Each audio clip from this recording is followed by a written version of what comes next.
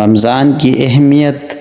حضرت عبداللہ بن عباس رضی اللہ تعالی عنہ سے روایت ہے کہ انہوں نے رسول اکرم صلی اللہ علیہ وسلم کو یہ ارشاد فرماتے سنا ہے کہ جنت کو رمضان مبارک کے لیے خوشبو کی دونی دی جاتی ہے اور شروع سال سے آخر تک اسے آراستہ کیا جاتا ہے۔ جب رمضان کی پہلی رات ہوتی ہے، عرش کے نیچے سے ایک ہوا چلتی ہے جس کا نام مشیرہ ہے۔ اس کے جھونکوں سے جنت کے درختوں کے پتے اور دروازوں کے حلقے بجنے لگتے ہیں۔ جنت کے دروازے حضور پاک صلی اللہ علیہ وسلم کی امت کے لیے کھول دیے جاتے ہیں اور جہنم کے دروازے بند کر دیے جاتے ہیں، اور جبرائیل علیہ السلام کو حکم ہوتا ہے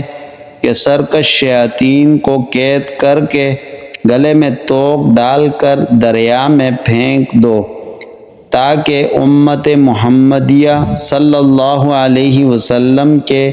روزوں کو خراب نہ کرے۔